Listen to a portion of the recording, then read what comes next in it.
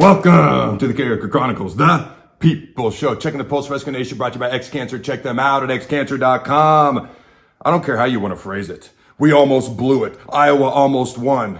Yeah, we were dominating, whooping their rear end sideways. They came back. They made it interesting. They're not great, but they're not a bad team, although their backup quarterback, turnovers, penalties, and Baby Ferentz didn't exactly help them. By the way, that's their offensive coordinator, if you didn't know. Cook Ferentz likes to play daddy ball because his offense is not done great, but he's still working there, but that's their business. Neither here nor there. It helped us today. The bottom line is Nebraska found a way to win. However you want to look at it, they found a way to win. Something they had not done in a long time. All right, let's light this candle.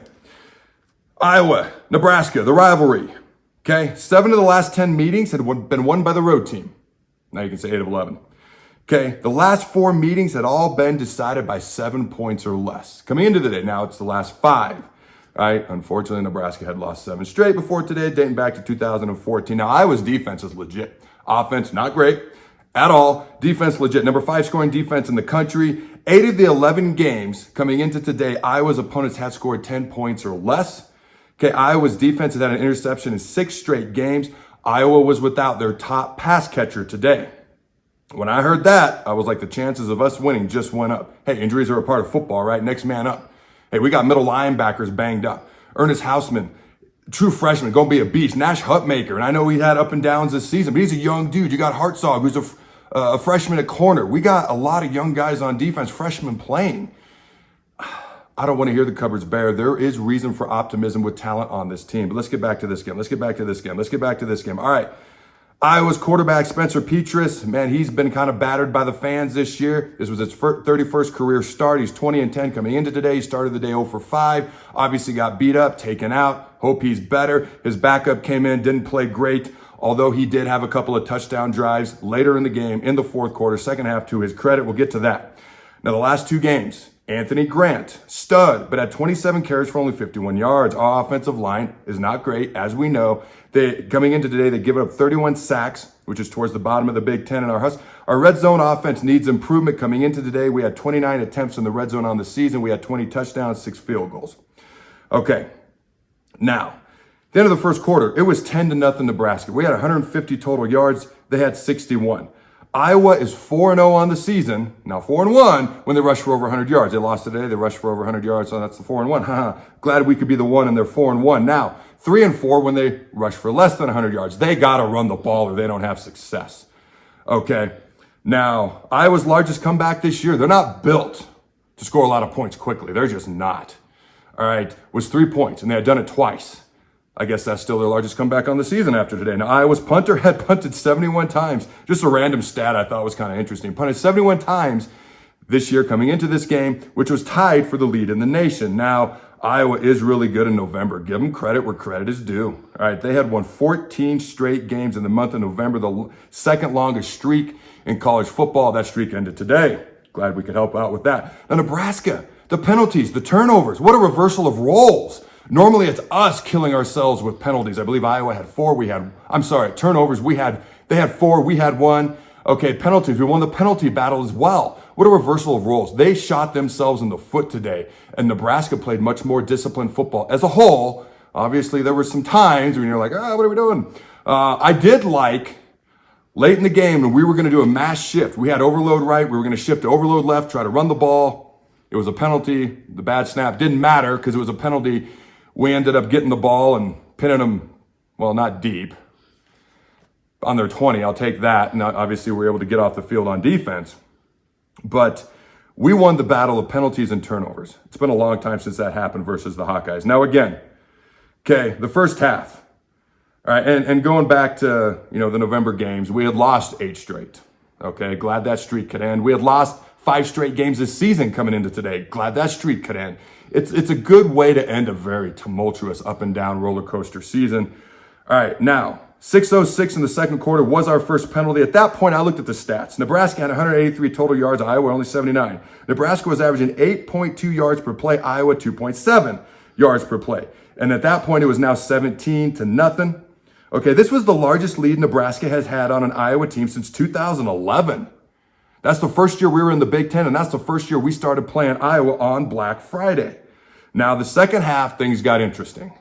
Okay, in the second half, now I should say we blanked Iowa in the first half. That's the third time in the last 4 games that Nebraska's defense hadn't given up a point in the first half. Okay, we got to get better at those second half adjustments, but that's a good way to start the game. Now the second half, give Iowa credit. They fought, they came back, they made it way too freaking interesting. Okay, I'm not a gigantic fan of some of Mark Whipple's play calls. I felt like we got conservative when we shouldn't have. I felt like we threw the ball a few times when we shouldn't have as the game wore on. It kind of was a little confusing for me with some of those things.